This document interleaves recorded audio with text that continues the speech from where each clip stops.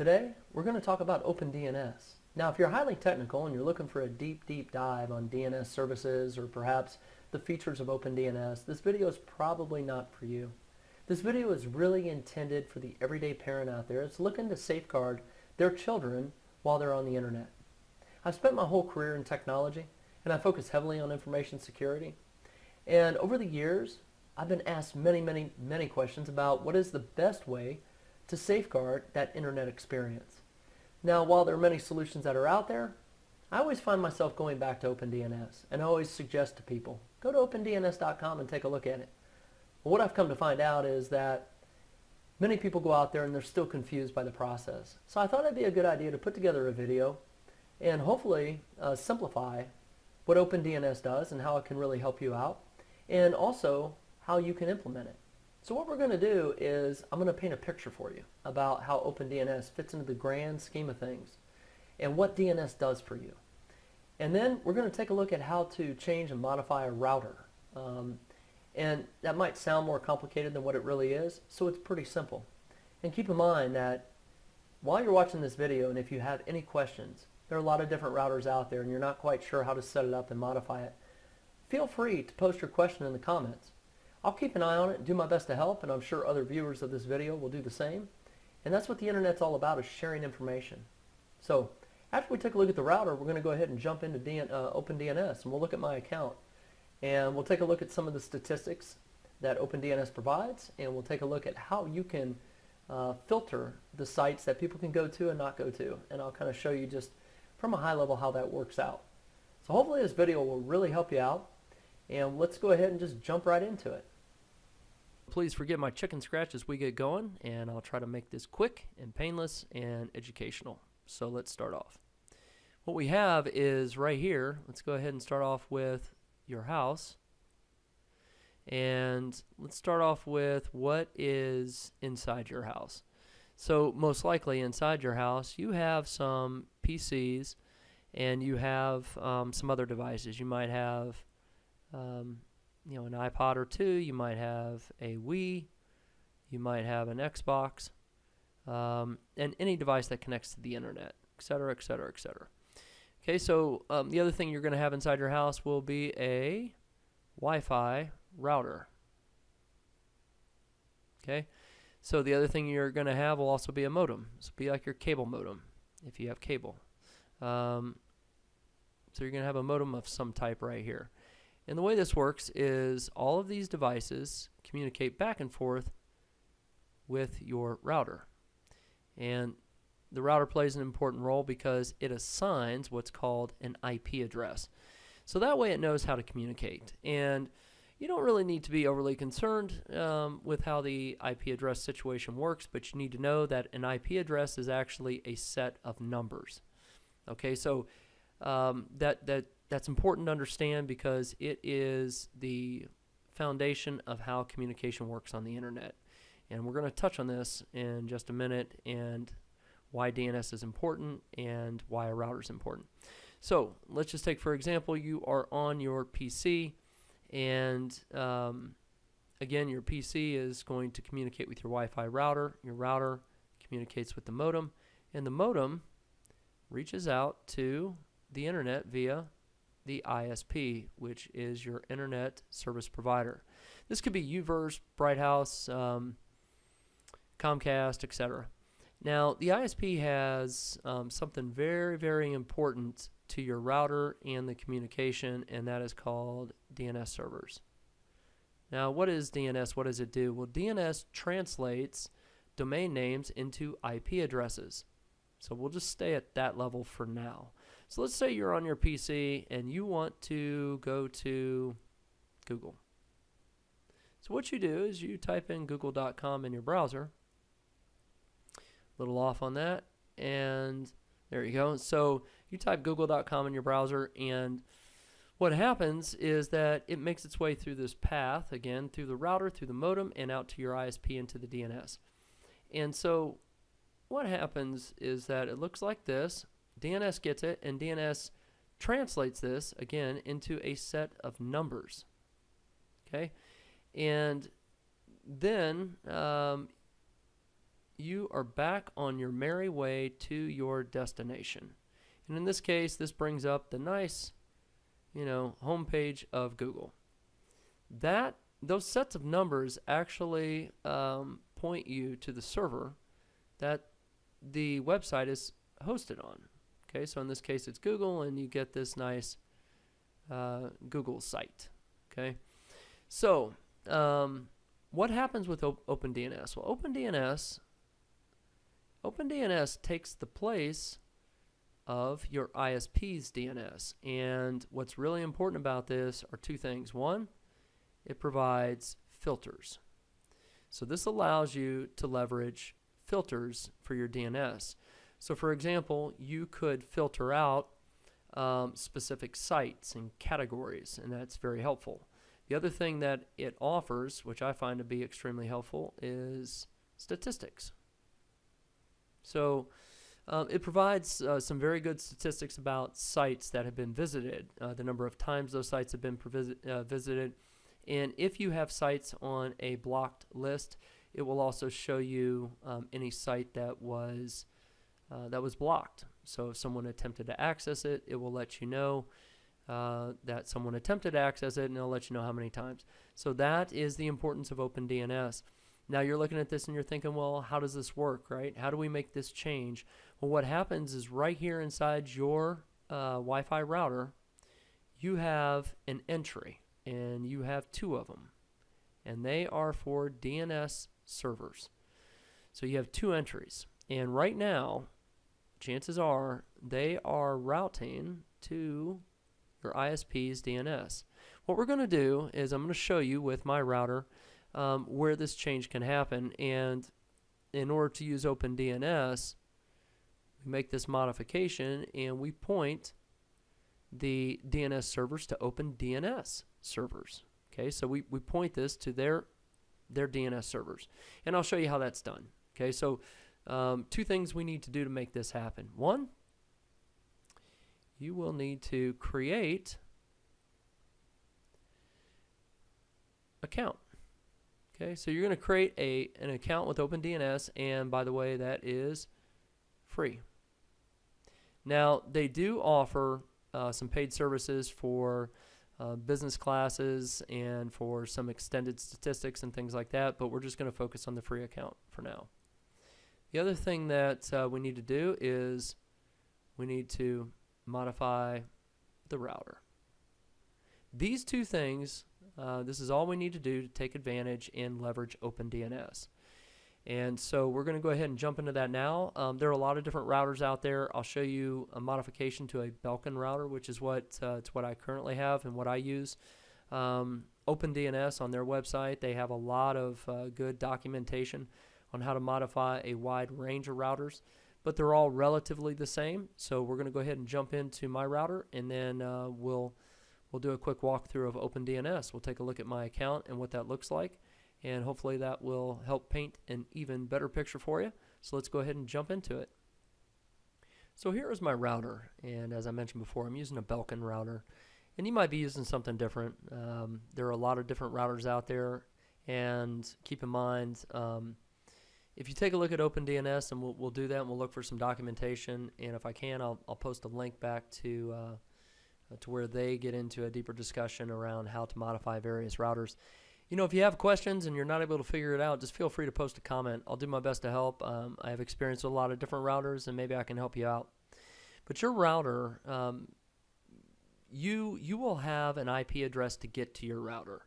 Now, my IP address for this particular router is 192.168.2.1. Some of them are 192.168.1.1. It just kind of depends on the router that you're using and what the default address is to get to it. Okay, so if you have some documentation on it, it should be relatively quick to find that, find out what that address is, and sometimes you can Google it. That'll help you out. Right here, you should have a default password. If you're using the default password, change it, because a lot of folks will try to hack into routers using the default password. So it's pretty common. So here I am with my login prompt. I'm going to go ahead and log in, and there are a lot of different configurations to the router. What we're going to focus on right here is just the DNS configuration. And like I say, every router will have some kind of DNS location for it. So it's just a matter of trying to find it and make the appropriate modifications. So in this case right here, this is the IP address for the OpenDNS DNS servers. Okay, so this is on the OpenDNS site, but you can go ahead and jot it down here if you like. It is 208.67.222.222. And the other set is the exact same, except it ends in 220 and 220. So once you put this in, you hit apply or save or whatever your router wants you to do, it might actually restart or reboot the router, and you'll be good to go. From that point forward, you will start leveraging OpenDNS's DNS servers. So we're going to go ahead and take a look at OpenDNS right now. I'm sitting on OpenDNS.com, and the first thing you want to do is create an account. So in the bottom right hand corner, you'll see Personal, and you'll click on this, and then right here in the center, it'll say OpenDNS Free. You'll click on Sign Up, and it'll show you a little form. You'll fill it out, and you'll have a free account in no time. Once you have that free account, you'll be ready to log in and take advantage of the services. One thing I want to show you real quick is that if we go back to the main page, we just talked about the routers, and there are a lot of different routers out here. In the upper right hand corner, you'll see support. When you click on support, you'll see a search box, and feel free to type in the router that you have. In my case, I have this Belkin router. I already know how it works, but I want to show you the search. And if you look at the results right here, typically towards the top, you're going to see some router configuration information. And so this is a great help if you're using any kind of router. You got Cisco, whatever, and you want to learn more about how to configure it for OpenDNS. You can always do a search, and usually the documentation here is pretty good. It's squared away and good to go. So let's go ahead and take a look at OpenDNS. We'll look at my account and see some of the features in there. Once your account is set up and good to go, you are ready to log in. When you go to OpenDNS.com, in the upper right hand corner, you'll see a login link. And when you click on that and log in, this is what you'll see. And the Home tab is really a summary of stats and settings. It's kind of a quick reference to it. I prefer to use the tabs here at the top, so that's what we're going to do. And let's go ahead and jump right into the meat and potatoes of OpenDNS. We'll start off by taking a look at stats. So as you can see right here, stats from the free account perspective, OpenDNS will retain the last 7 days worth of information. And they offer some very valuable information to let you know kind of what's going on with your internet connection. And so over to the left, these are some links that'll provide some additional detailed information. And I want to focus on just two of these links right now, and that is the domains link and the block domains link. So the domains link right here, when you click on this, what this does is it shows you a list of domains that people have tried to access using your internet connection. And so this is valuable and it's helpful information. So if someone's trying to get to google.com or cnn.com or yahoo.com, whatever, it will retain that information. And so when you click on this, it'll show you all the domains. And the block domains, it's very similar, except it's showing a list of domains that have been blocked.